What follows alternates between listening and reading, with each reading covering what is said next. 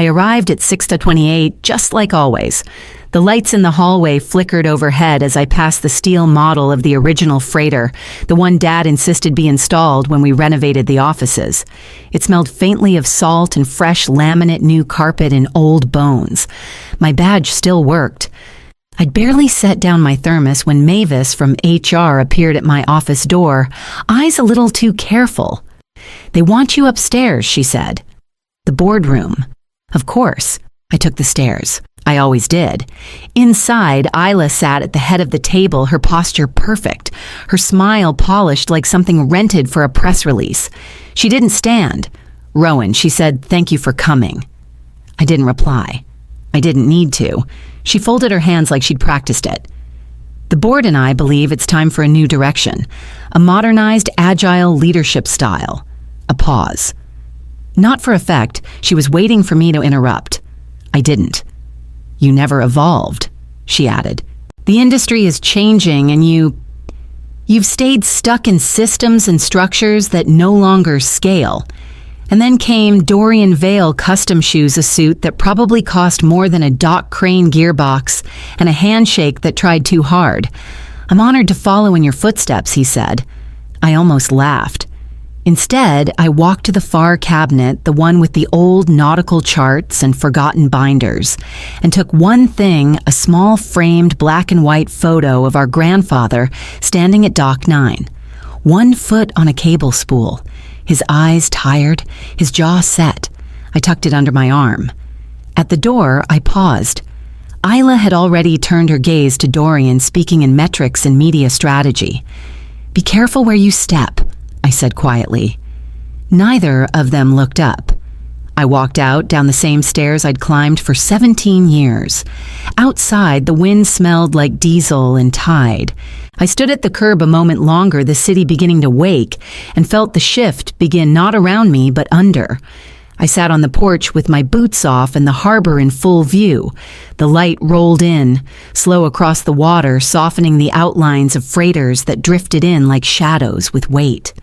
It was the first time in 17 years I hadn't had to check dock flow schedules before my second sip of coffee. The tide was low. You could see the sandbars reaching like ribs from beneath the surface. It reminded me of Hurricane Elia when I'd worked double shifts in a borrowed trailer, triaging flooding schedules and port repair calls while the main office had no power. Isla was still in design school then. She sent an email, said the news coverage made it look so intense.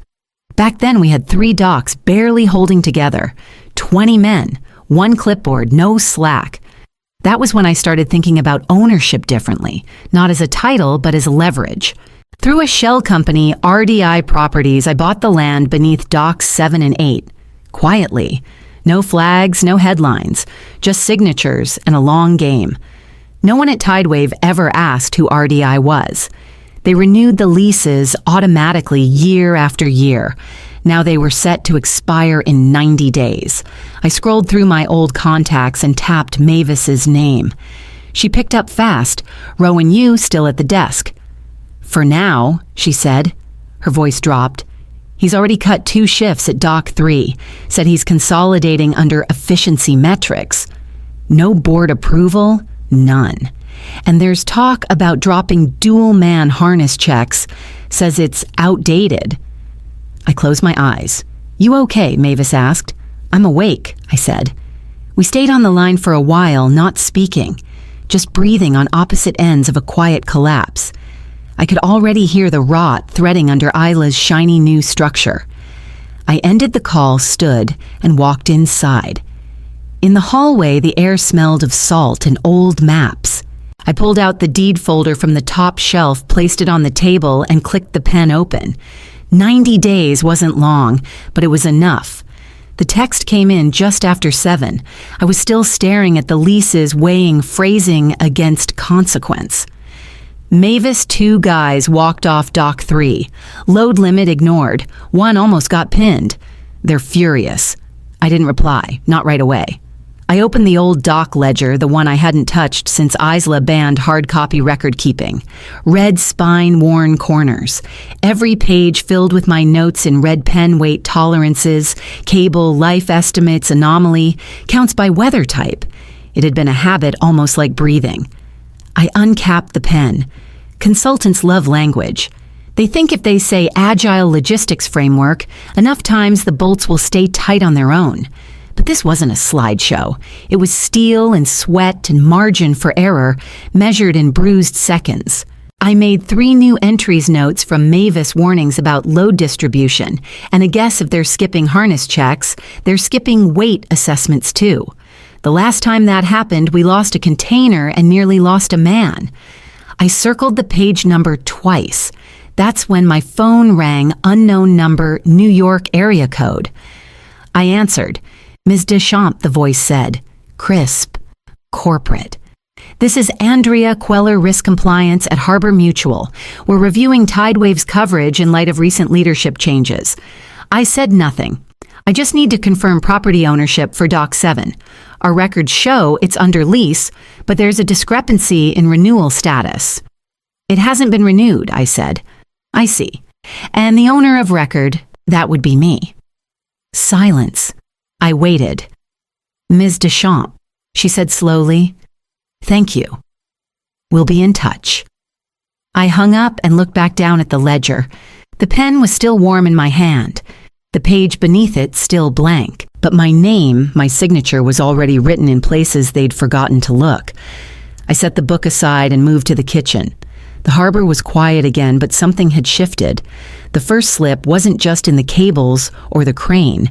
It was in the story they'd told themselves about who held what and who never let go. My lawyer, Laura, poured me a cup of tea like she always did when she knew we weren't just talking paperwork.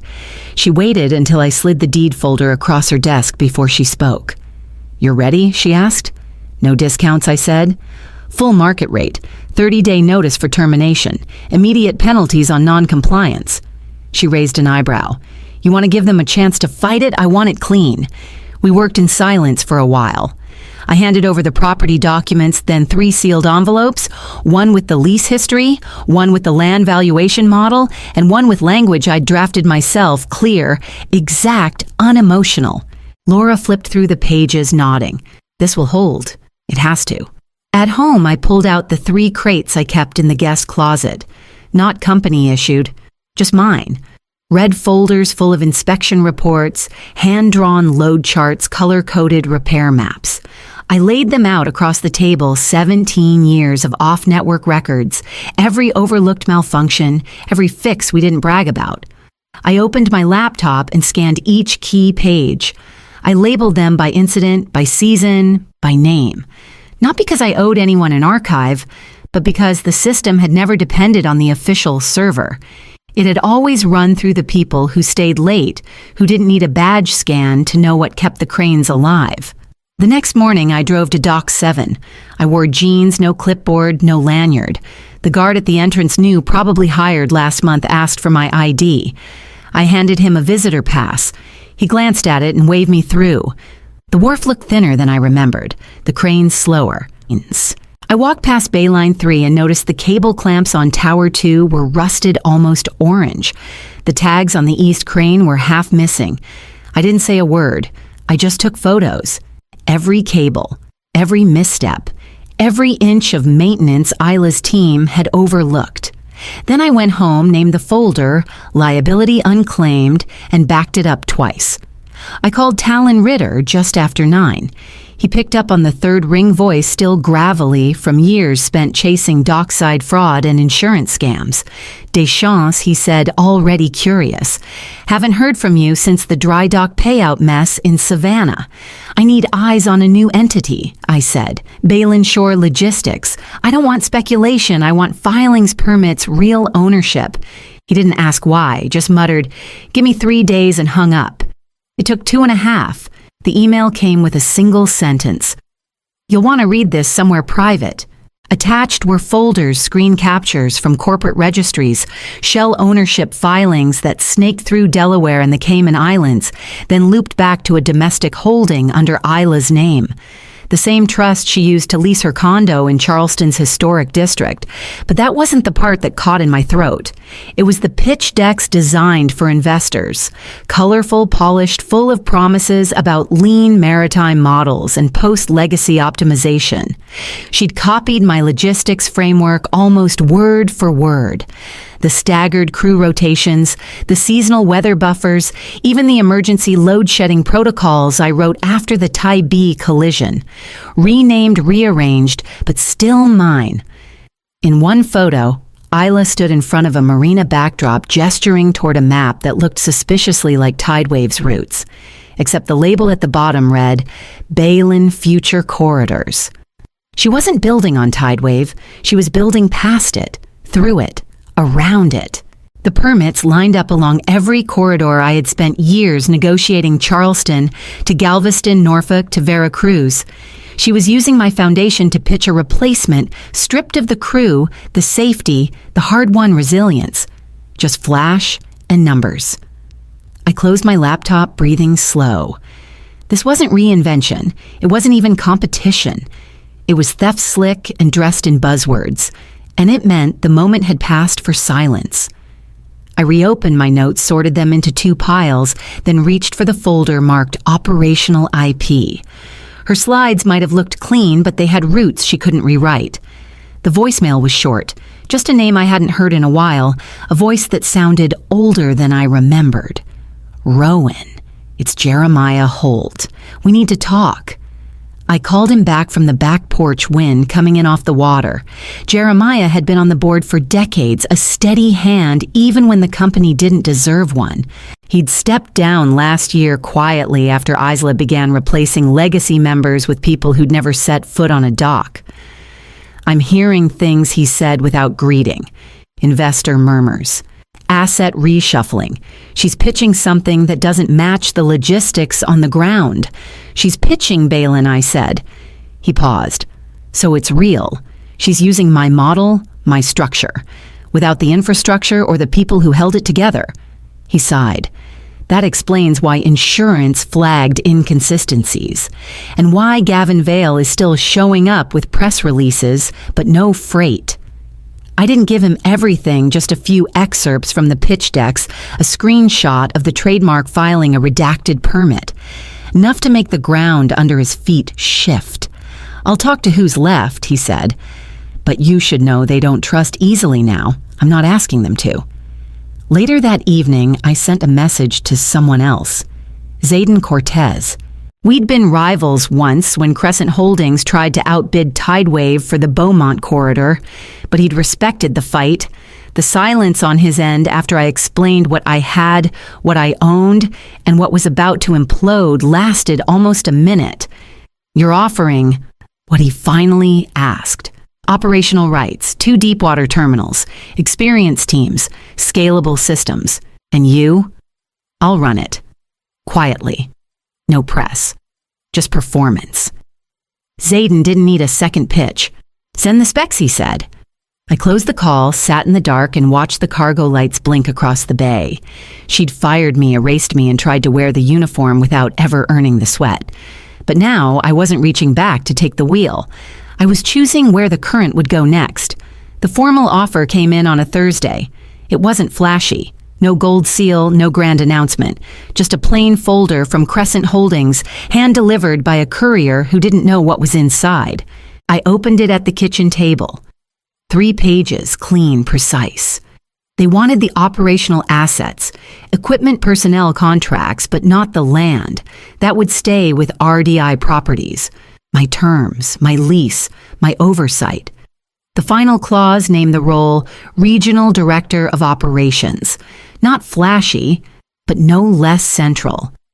I signed the last page without hesitation. Then I opened my contacts list and selected 7 names people who didn't need a memo to understand the rhythm of a port.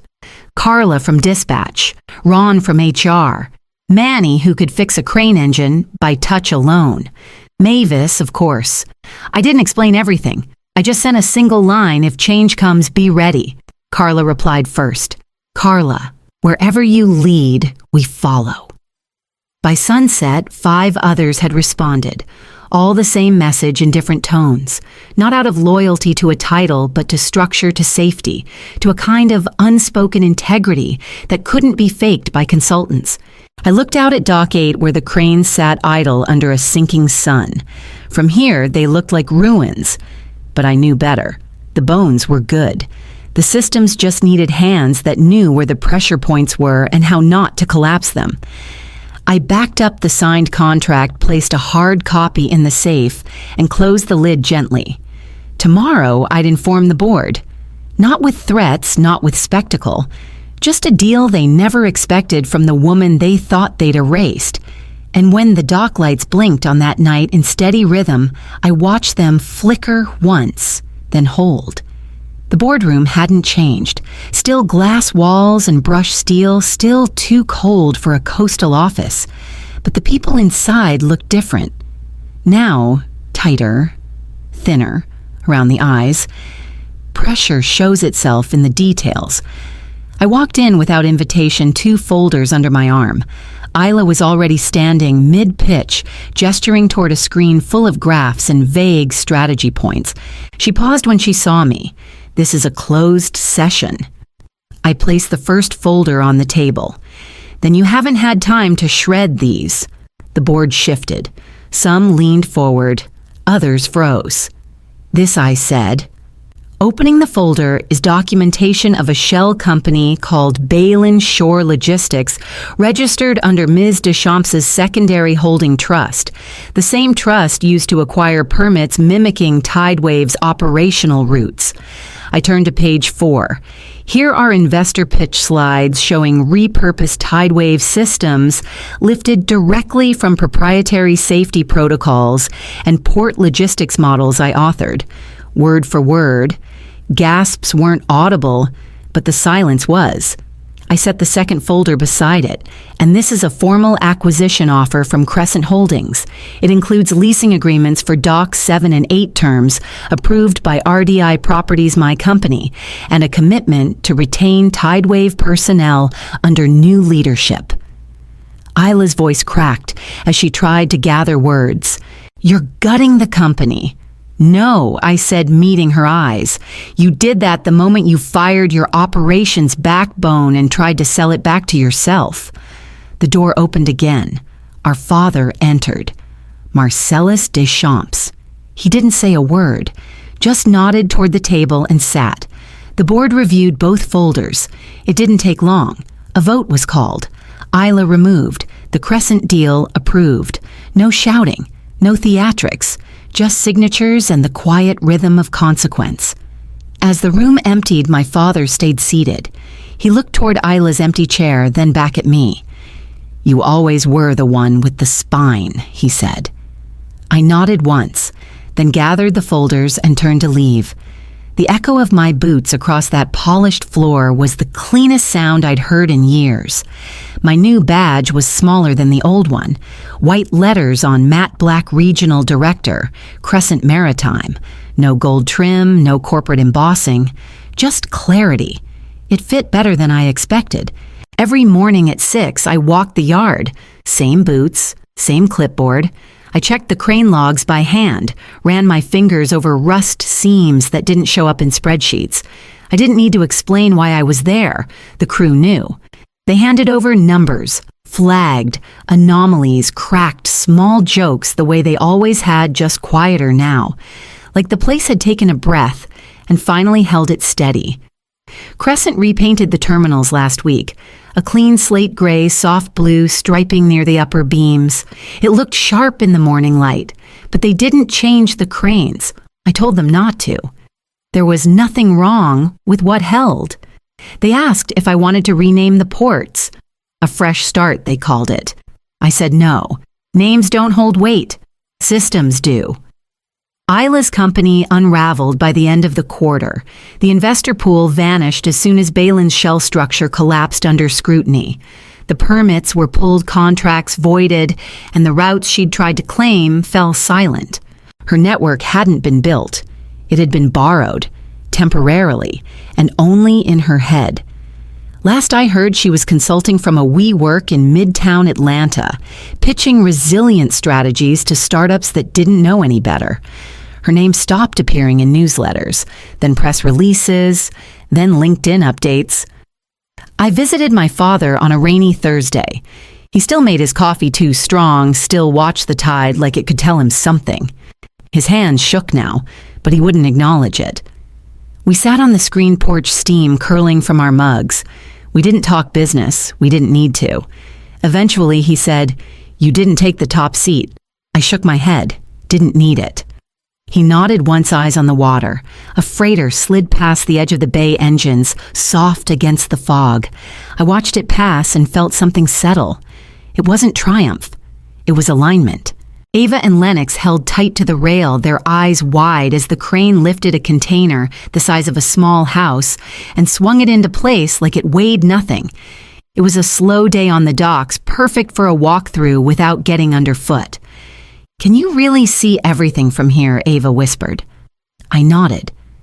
"Everything that matters." We stood in the control tower overlooking the terminal. From here, you could watch the whole choreography unfold. Cranes, carts, tugs, moving like clockwork without anyone shouting. That's how you knew it worked. They followed me down the steps, asking questions about tugboats and shipping lanes, and why the yard was marked with numbers painted on asphalt. Back on the gravel, the air smelled like diesel and salt and metal. I walked them along the edge of Bayline 4, past the new crescent signage. Clean, simple. They hadn't replaced the core, just repainted it. In my bag, the red notebook still rode, zippered against my hip. Pages, frayed margins, full of initials, pressure checks, emergency rewrites. I hadn't needed to flip through it lately, but I carried it anyway. We reached the end of the lot where the crane crew was just clocking out. I handed Manny a brown paper bag. Fridays still meant cinnamon rolls, no matter how high the title changed. He smiled, shook his head, and handed one back to Ava without a word. We walked to the end of the pier as a freighter eased into position. I pointed to the flag, to the stacks of containers, to the ropes coiling perfectly along the edge. They didn't see legacy, or leverage, or revenge. They saw a system that worked. I didn't give speeches. I didn't tell them what had been taken or won or rebuilt. I just let them look. And when the horns sounded deep and low across the water, I saw Ava lift her head and smile. Not because she understood it all yet, but because she could feel it steady, alive, still holding. And for the first time in years, I did too.